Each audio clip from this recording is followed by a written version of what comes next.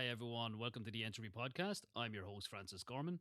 Before we dive in, if today's conversation challenges you, sparks a new idea, or sharpens how you think about the world, don't keep it to yourself. Subscribe, leave a review, and share this episode with someone who enjoys staying curious.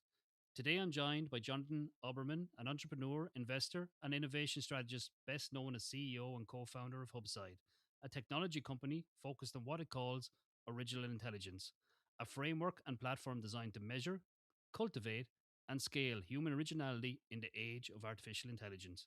Jonathan, it's lovely to have you here with me today. Well, it's lovely to be with you as well. Thank you for including me in your podcast.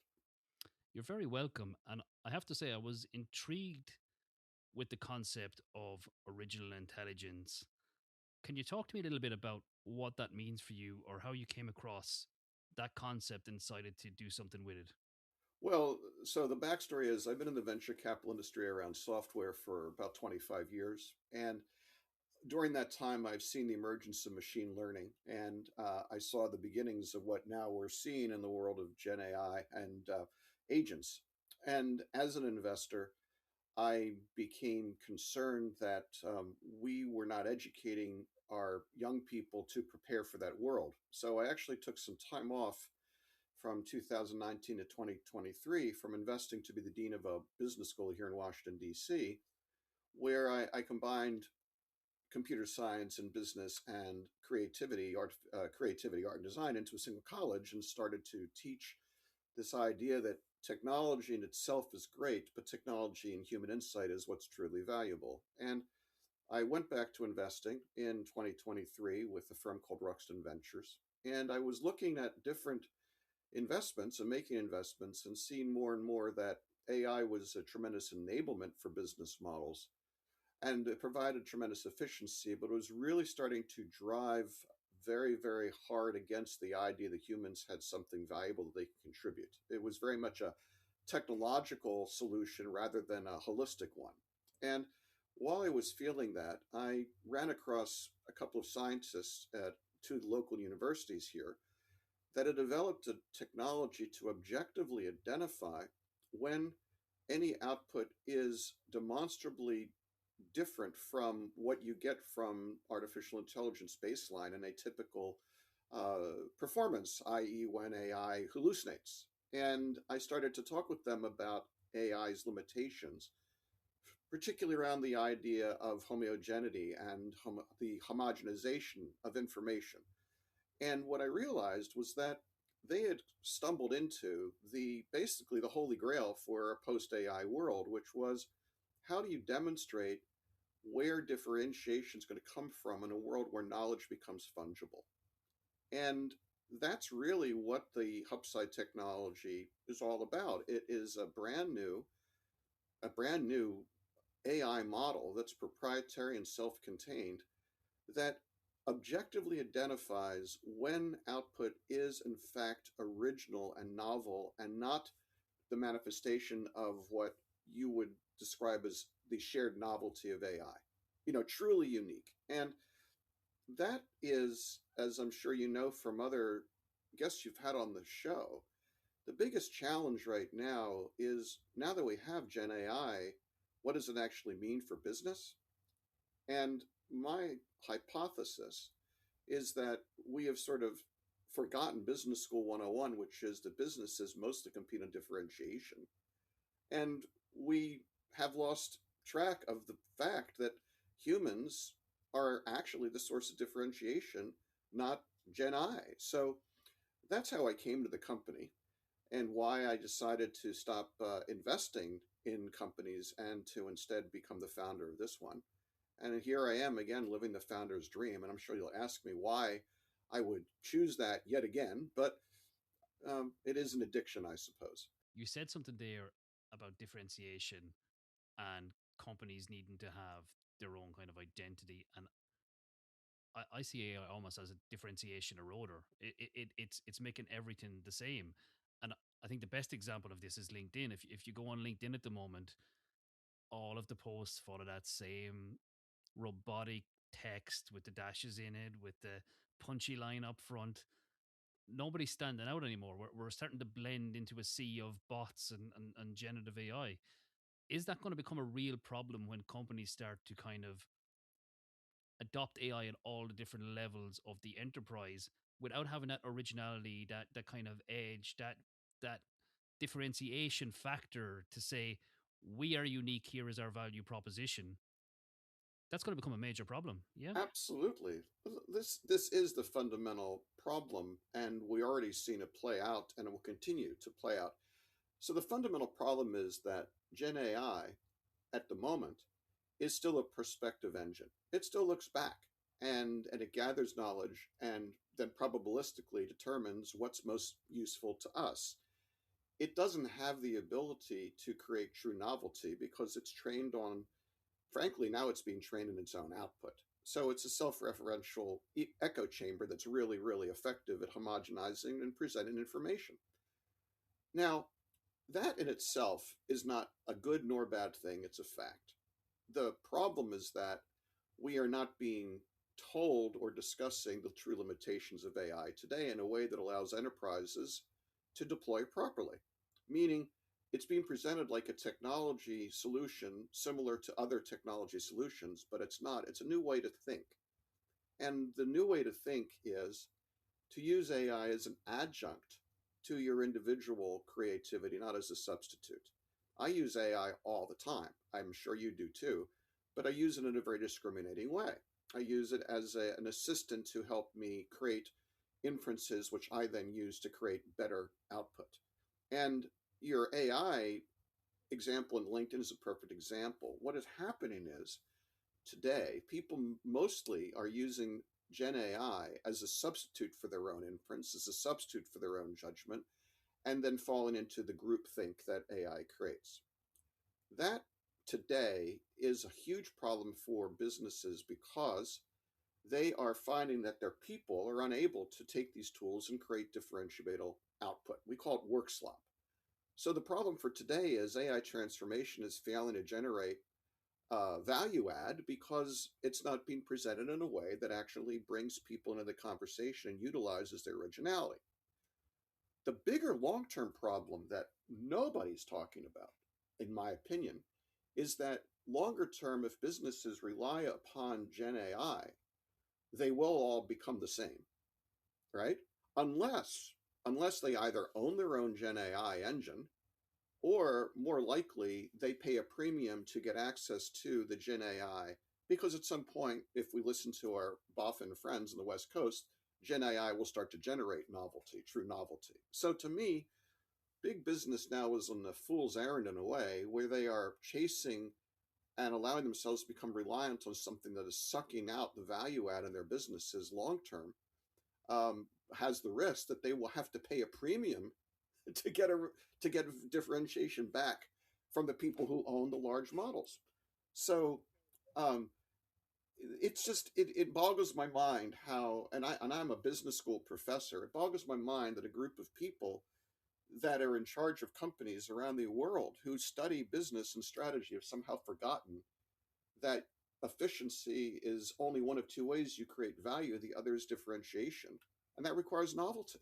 And novelty doesn't come from AI, which hence gets back to why I started this company, because somebody has to provide an economic value tool to evaluate and show where humans are valuable, and that's what Hupside does. It's a very interesting angle. It's one of my favorite books is Blue Ocean Strategy. I'm sure you're Mm, familiar with the context.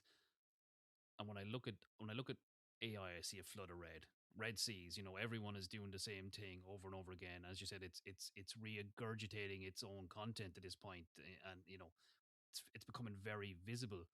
So I almost look at the perfection as painful in some ways now. So like when I see a spelling mistake, oh god, I think I said this before. I love a spelling mistake now because I know someone has actually taken the time to put that content in, and it's the human flaw is coming true. Do you see a double edged sword here where the next level of talent coming in to feed these companies is so reliant on the AI in and of itself that we have a problem with creative thinking, critical thinking, and originality from a human aspect? absolutely. And I've spoken at this at length, and I continue to. And we actually have in our product pipeline for later this year a product that will allow professors to be able to see when their students are actually provide an original output on top of the AI output. And this is very important because right now education is approaching AI like it's a cheating problem. That somehow if you can isolate the students in some way using blue books, oral exams, various things, you can somehow separate them from the tools and get at their natural ability and teach their natural ability. And there are a few problems with that. The first one is there's the I think, sort of the self deception that many of us in education suffer, which is the idea that we have the only way to teach people how to apply what we like to call critical thinking, but basically is creating novelty out of sets of facts. And the reality is that that's no longer the case. The artificial intelligence, Gen I, at scale, can be and is a tool for gathering knowledge and bringing inferences to the human that will allow the human to start out an analysis at a higher level. Then that means that to take the position that pure human thought is the likely best way to teach students is in itself not setting up for the world that we live in. That's number one. Number two, by treating AI as a cheating problem, I think that academics are not understanding that Gen AI is actually as addictive and not more addictive than social media. And the challenge that that creates is students fall into a very close doom loop where they rely on an AI and it reinforces. So to me, we have to reframe education. And instead of denying the existence of AI, we need to, in fact, understand it's available. And we need to start evaluating students on however they do it, whether they do it old school by reading texts and they never use AI, they use AI. What ultimately matters is, did you provide me with an insight that I couldn't have gotten out of Claude? Did you provide me an insight I couldn't have gotten out of GPT? And if the answer is no, then my question to you as a student is, what are you actually learning and why will you be employable? And I believe that there are tools available already. I see professors when I go and talk with universities who are starting to do things to try to accomplish this. Frankly, the biggest challenge education has now is in a lot of ways it has to return to its roots, meaning why universities started back in the medieval times as a way to prepare the human brain to seek a higher level of understanding. I think that they need to recommit themselves to that and understand that the challenge they have to overcome is the sameness of knowledge now. Sameness of knowledge. I like that. It is really interesting to me, and I often ask myself, if everyone is using AI to do the thing I need them to do I need the individual itself? I think that the value stack in business, the value stack of a business today is IT at the bottom, cybersecurity next, Gen AI and agents next, and at the top is a layer of original intelligence. And the layer can be very, very thin in an agent environment where agents do a lot of the day-to-day lifting. But at the end of the day, some humans have to provide the value add of judgment and differentiation to satisfy a consumer, whether it's how you knit the agents together or how you deal with the irate people on the phone when the agents fail. And then if you take other roles like strategic roles, leadership roles, sales, and so forth, there's a large premium still on individual problem solving and coming up with new approaches. And so I think that original intelligence basically is now the part where businesses will find differentiation. One thing I do want to point out to you, though, just to make sure for our listeners, I'm not talking about originality like Van Gogh or Jimi Hendrix. What I'm talking about is that every one of us has within us the inherent desire to seek novelty because that's how our brains work. We seek safety and we seek novelty. It's just a question of how we apply it. Some of us are like Van Gogh or Jimi Hendrix are hugely, hugely, hugely expansive in how they use their originality. Others of us are just, we get up every day and we just do our jobs and we do them well and we use originality to solve the problems in front of us. Both are equally valuable in a business context. And frankly, when I'm talking about differentiation, what I'm talking about is throughout an organization, there are different places original intelligence will matter. The secret for the enterprise now is to understand the different personality types match them with the right jobs, and then teach them how to use AI appropriate with those jobs. And none of those things are happening right now. None of them. I think you've hit a lot of key things there, and it really brings it to life. And I think these conversations are important because there's a lot of fear out there, there's a lot of skepticism, but there's also a lot of opportunity. And I think businesses are going to have to recalibrate to an extent to potentially, as they get leaner, to make sure that there is individuals embedded at different layers that have that creativity, that have that curiosity, that want to look at the problem and maybe use the tools in front of them, which is the agentic or the generative or whatever flavor of artificial intelligence to achieve that outcome. But to have that original thought that that outcome becomes possible, if that makes sense. Do you think we're going to have to change how we hire and train individuals into our organizations? Without question. And I think we're going to need to change the presumption that the only businesses and activities that matter are technology led. So let me answer the first, just the first. At the end of the day, if you are willing to buy my hypothesis or my company's hypothesis, which admittedly we've been in business for less than a year and we released our technology last month. I mean, it's not like if you wanted to measure human originality, you could have done it last year. So we'll give industry a break. But if you agree with my hypothesis, and people do agree that you need to have original intelligence in organization to differentiate, then absolutely. The the category of original intelligence is going to become the fertile place where a lot of startups, a lot of businesses are going to make a difference. It's in the post AI world. It's inevitable. It'll happen in training. It'll happen in leadership and development. It'll happen in team building. It'll happen everywhere because ultimately we will elevate human insight back into where it needs to be in the value chain, but in a different way. It won't be just, are you Leonardo? It will be, will you be able to work with Gen AI and do your job better, right? Um, I think that that really is the most important thing for us to really keep a track on as we look at the economy going forward. Now, the second thing is, at the moment, we are in the world where we're thinking that the only human endeavors that provide economic value tend to be ones that touch technology. We tend to devalue artisanship. We tend to devalue really, really great carpenters and plumbers, or really, really great teachers. And it's just the way our society works. I the comment you made earlier about spelling mistakes, I think, is very telling.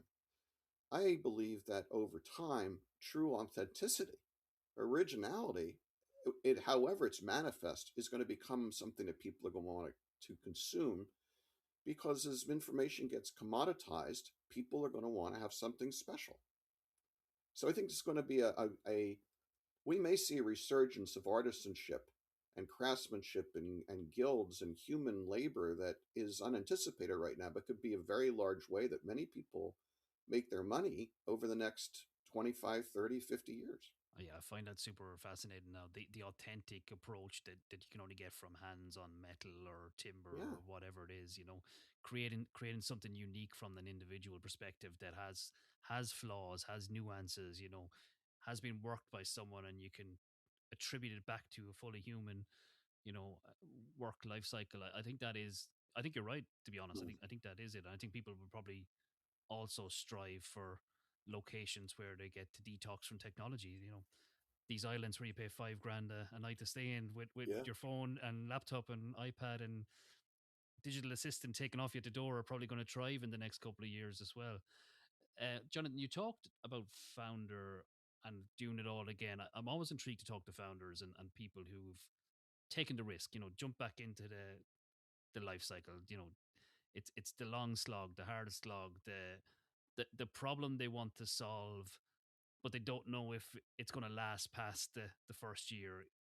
What drove you to kind of go, I want at this again?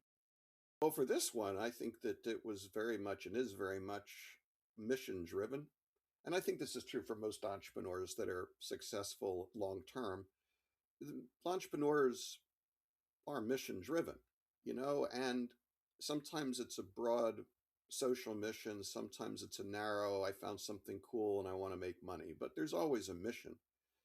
And for me, having been involved in education as a professor of business, having been involved in policymaking and economic development, having been involved as an investor my entire career, I've done all those things sort of at once. And had a journalist career on the side as well.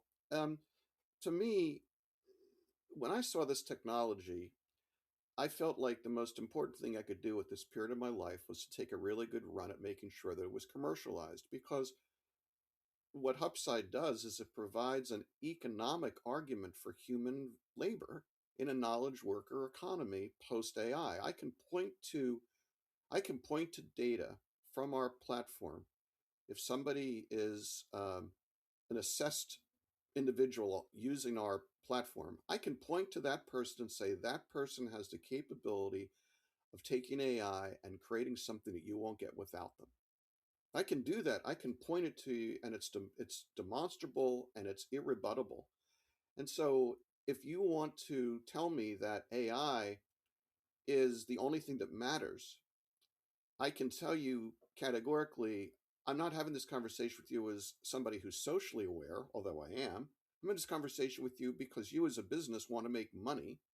And this tool, this technology will allow you to know that if Francis takes this assessment and he comes out as somebody who's an expander, you can take that to the bank, that he's going to take those tools and he's going to create something that's going to blow your mind. Take it to the bank. And you might say, well, Jonathan, how can you say that? And the answer is because there's years and years of research that shows that when people are demonstrably creative, remember, originality is the output of creativity. When they're demonstrably creative, they are prone to use tools better. They are much more tolerant of ambiguity. They are much more optimistic people. And fundamentally, they make things happen. So I looked at that and I said, I'm just not going to live in a world where technology and AI is deterministic of our society. I'm going to give people who want to make money an argument for why they're fools if they don't look at their people and train them based upon how they're situated to make them able to use AI better. Because if they do, they'll make more money. And then I've levered the playing field. So now if you want to talk about regulation of AI, great. You want to talk about the social aspects of AI, great. They're big conversations need to be had. But let's level the playing field so we can just have a conversation about AI and humans on a level playing field. Where am I going to make the most money? And when I saw that, I thought, what more important thing could I do with my life right now than make sure that we have conversations like this? Because I know how to start companies. I've helped start many, many software companies in different ways over the years. I've got a great team of experienced people, lots of resources available. I have an obligation to try. So here I am. And I'm having a blast, but it's all about mission, Francis. It's all about mission. You pick up a lot of lessons along the way. When you look back across your career, is there certain things you wish you had known earlier or taught you the most important lessons to the decisions that you make today? It's really funny. To be honest with you, I tend to cope with stress and I tend to live life by, when I make a decision, always reminding myself I made the best decision at the time on the information I had. So I tend not to be somebody who looks back and says, oh, I wish I'd done something different, because that's just not the way I'm wired. And I think that's true for most entrepreneurs that manage to do it again and again. Having said that, you do learn from experiences, learn from repetition. And so there are a number of things that I'm applying to this experience. They're clearly lessons learned. Things like, for example, I've been around a lot of technology commercialization deals over the years. So I know how important it is to build a very compelling and strong patent portfolio from the beginning. So I'm taking that really seriously in this company. There's differentiatable technology and it's being protected avidly, for example. I learned over the years that I'm much happier when I have one or more really, really strong business partners rather than doing it on my own. So when I started Hupside, I made sure I had a really strong technical co-founders and my two scientists, but then I had a very strong technical business co-founder and my co-founder, Eric. And, the financing strategy, raising money from a safe and raising it from people and individuals that get the joke, there are things that you learn over time. So what I would say is that uh, life is an opportunity for self-improvement if you're self-aware. And the entrepreneurial journey, you'll always make new mistakes, but it's pretty clear to me, now that I've said this, I'll probably be out of business in a week. But having said this, I think they've avoided a lot of mistakes in the last year that I might have made if I hadn't been involved with it for the last 25 years. I think as I look forward, the way that leaders lead is going to have to change. Are companies going to get leaner? Is there going to be a need for leadership to be more technically astute, or do you think the leadership model as it stands today will sustain? Well, I think that there are a number of ways it's going to play out. One way it's playing out right now is the tension between what I would call top down leadership and servant leadership. One of the hallmarks of the current model of AI innovation is it's fundamentally a top down model when you cut through it all. It's very much command and control. And I think that you're seeing it play out with a lot of AI transformations looking more like the Hunger Games than anything else. Use this or I'll fire you. Um, so, one of the interesting issues, and again, this is why I came back to technology, is I'm a servant leader, and I think that servant leaders like to have tools they can understand how their people can flourish. So there's going to be a tension, I believe, between people who look at AI as a technology solution and people look at AI as an enabler, the top down versus servant leaders. My hypothesis is that over the years, it's been demonstrated that servant leader led organizations tend to be more agile and tend to be better able to developing competitive advantage from value add. So I think that what Gen AI does is it creates a lot of efficiency, which results in the potential for smaller teams being able to do more things. So when you look at leadership, I think that there's going to be a huge premium on individuals who understand that AI, robotics, quantum compute, and everything are tools and enablement for differentiated business models, and that the best people are going to be those that are agile, able to add value. So servant leadership is going to become, I think, more important in the modern industry if we have differentiated companies. Do CEOs have to be technically aware? Um, I certainly am technically aware. I'm the lead product designer right now for my company. I definitely have to understand how the models work and various things. Do I need to know how to use Claude to code? Do I need to understand exactly how the embedded and transformer models are working? No, I don't think so. I think that you have to understand the limitations of technology in order to be able to be a good leader for technology company. So to me, ultimately, a really good founder needs to understand his people, needs to understand the roles they fill, and ultimately needs to have below him or her a team of trusted folks that can manage the finance, operations, and technical side of the business and then orchestrate it, which again comes back to servant leadership. You know, to use the analogy of real football, I think that a CEO of a tech company needs to be a midfielder, not a striker. I like that as well. A couple of good ones in there that I'm going to have to listen back to after this, and let's soak in a bit more. John, there's one thing I'm not sure if this in the states the talk is the same, but there's a lot of talk about an AI bubble and potentially bringing the economy with it. For someone who's obviously put your chips down in the AI game, I'm sure you have a take on this one. I absolutely do. I lived through the internet bubble. I was very much involved in that and the original commercialization of the web. So I saw that bubble firsthand. And I think it's very important to first of all say, are we on an AI bubble? Yes and no. Um, are we in an AI bubble from the standpoint of there's an overarching hype cycle where you have a lot of people who are what I'll call Sherlocking on large language models and creating service businesses and make pretend they have product companies? Absolutely.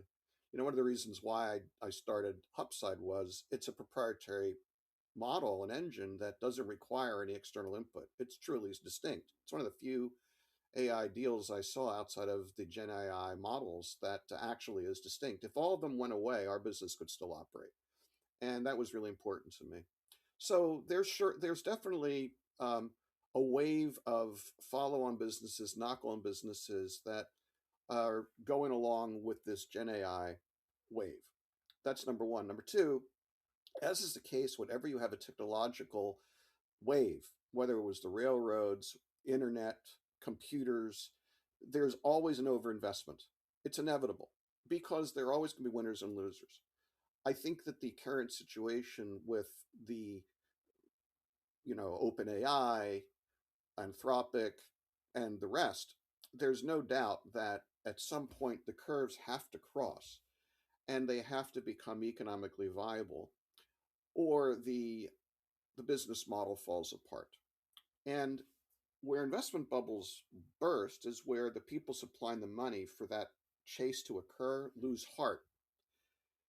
The reality is that what will happen over time is the Gen A genie is out of the bubble, is out of the barn. Genie's out of the barn. The horse is out of the barn, and it's too useful.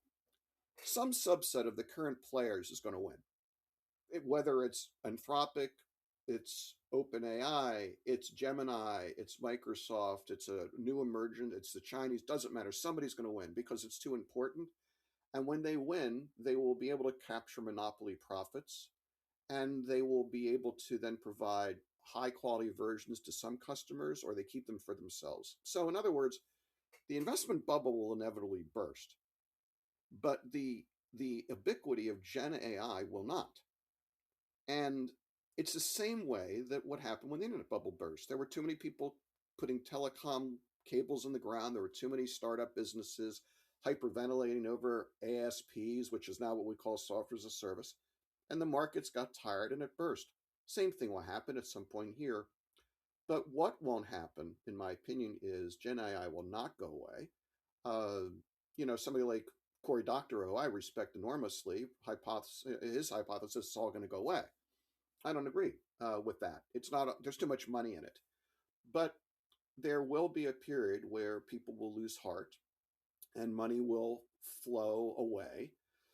And because right now the AI bubble is such a supporting part of the current United States economy, there will likely be a recession. It'll look a lot like 2001 when it happens. But don't forget, businesses like Facebook and Google and others really got their start in 2003 and grew on the basis of the infrastructure that was created during the internet bubble. Same thing's going to happen again. I'm not the least bit bothered about it. And by the way, since you kind of asked, my bet is what we're doing only becomes more valuable after the bubble bursts. Because after the bubble bursts, Gen AI is not going to go away, but it's going to become a more valuable resource, which means that people are going to really need to use it, but they're going to want to be able to leverage it every dollar they spend, and they're going to come back to the need for really smart people. So I'm I'm happy with where I'm situated personally. I'm not too concerned one way or another, to tell you the truth. I'm just building my company. I like that. I like the honesty. It's always an intriguing question because I get very different answers depending on who I ask. If I ask a philosopher, I'll get one answer, and if I ask a scientist, I get another. And if I ask a business owner, I get another. So it's nice to see the variety and the different perceptions of where we are. Um, I'm just sitting back and watching and seeing when it crashes to throw the money back into the stock exchange. So I'm just Oh, in the for what it's worth department, I am very bullish long term on the value of human insights. I'm very bullish long term on industries that are going to depend upon that. And frankly, I'm also very bullish on Europe because I think that the separation that's being caused right now, because the EU is taking a more um, holistic view on privacy and AI deployment, may find itself in a funny way better configured for this new methodology of really looking at human value add. I'm very optimistic about the EU as a market for a new kind of approach to AI. That's interesting. I think that, yeah, it's hard to know what way it's going to go at the moment. It does look like the US companies are driving the innovation, followed by China, or China's ahead, depending on where you look. It's all a little bit grey, and then Europe is trying to play catch up. But there's some very promising ventures and investments happening there.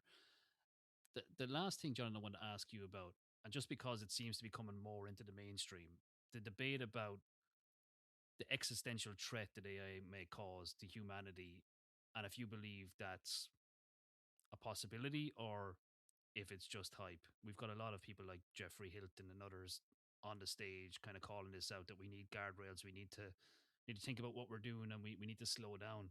So, first of all, I think that we are suffering from what I would describe as the Overton window. And if you've ever heard that phrase, it's the idea that basically you successfully frame a conversation so that issues that could be discussed never are. And for example, in the US, the idea that taxes must be cut, you know, that is, or government must shrink, that in itself is a successful shift in the Overton window. It's taxes don't have to be cut, taxes could go up. Government services could be better or they could be worse. Point is, the conversation on AI is very much framed as if technology is deterministic and left to its own devices, it will continue to improve, continue to improve, continue to improve, put people out of work, take away free will from people, and ultimately one day it will be omniscient and a god and it will discern everything for us. That's because the Overton window has been shifted, so AI is only looked at as a technology that's inevitable. It's not inevitable, it's a tool. So, in the first instance, if people are worried about the Armageddon of AI, why don't we first acknowledge that humans actually provide the value add? And by the way, humans actually can provide the oversight on whether or not a tool is used. Look, we've had nuclear weapons for a long time. I'm not glowing in the dark right now, and neither are you. So, it just because the doomsday weapon exists doesn't mean it has to be used. So, to me, yes, the concern that we get to a point where one day there is a model of Gen AI that is so competent and moves so fast, it can create tremendous mischief or bring down the system. It's 100% something we should be worried about. But by the way, we should be worried about quantum computing for the same reason. And by the way, we should be worried about killer robots for the same reason and climate change for the same reason. Existential threats exist because we as humans are not willing to acknowledge that technology isn't deterministic. It is just something that we apply. So, to people who say AI should be regulated, that it should be looked at from the standpoint of ethical use and all those things, the answer is 100%. 100%. There should be choices being made. The deterministic view that AI should just continue to its quote logical conclusion is not true. But where I think I differ from the millennialists or the people that talk about the end of the world is that there's a whole bunch of stuff that could happen between now and then. And by just talking about the end of the world, you basically allowing the window to be shifted away from the issues that fundamentally matter, which is what are humans going to do before AI becomes our God, if in fact it ever does? And the answer is, as I'm discussing with you right now, there are a lot of answers to that question. And and that's really, again, just coming back to the end. Look, at the end of the day, what we all care about, you care about doing the show, your job, and I care about mine, and everything that we do. Humans want to matter. We are novelty seeking engines, and ultimately we value our own novelty. And to live in a world where that isn't properly valued, I don't think is a world that anybody wants to live in. So let's have that discussion. I do like it. Yeah, humans need purpose. Absolutely. It is definitely an underlying need in our Maslow's hierarchy of needs: purpose, comfort. You know, all of these things. Before we finish up, Jonathan, if you take an outlook over the next 2 years, where do you see this technology evolving to? We've had quite a shift in the last two. Well, if I have my way, 2 years from now, you're going to see a lot of companies leaning into their value proposition as the originality of their teams, and that they are going to be hiring and promoting and building teams based upon the originality competency. I think that is something that would provide a very strong narrative to push back on the idea that AI is deterministic, and it would make a big difference in a lot of places. So I'd like to see that happen. Putting aside my own self interest and my company's self interest, I think that the likelihood of a market adjustment or a market shock, or what you would call a burst of the bubble, I think is more likely than not. Whether it's because of geopolitical factors causing a change in capital flows, because there's too many conflicts going on, the tariffs in the United States really start to erode freedom of movement of technology. there are a lot of things that cause me to be concerned. So I think over the next couple of years, you're going to see a massive change in how people are looking at the Gen AI um, deployment. Having said that, I think that the 2 years after that are going to be unbelievably exciting, as they were from say 2003 to 2006 after the internet bubble burst. The potential for AI to change society for the better is enormous if we change the models for how we use it. And a good market shock might actually help people snap out of it and really remember that at the end of the day, we're we're the shapers of society we live in, and we are the ultimately the reason why society exists. So, fasten your safety belt, but I would say stay focused on the North Star, which is at the end of the day, people are the most important thing in the world, not tech. Stay focused on the North Star. I do like that. Absolutely. John, thanks for coming on today. I really appreciate it. I think the listeners are going to get a lot out of this conversation. So thank you for taking the time to speak with me. Oh, happy to do it. And folks, if you are interested, we're hupside.com, and we always have up on the website an example game you could play so you can find out your own original intelligence. So if you want to learn more, get in touch with us. Excellent. I'll stick that link into the episode details. Perfect. Uh, Thanks. Thanks, Jonathan.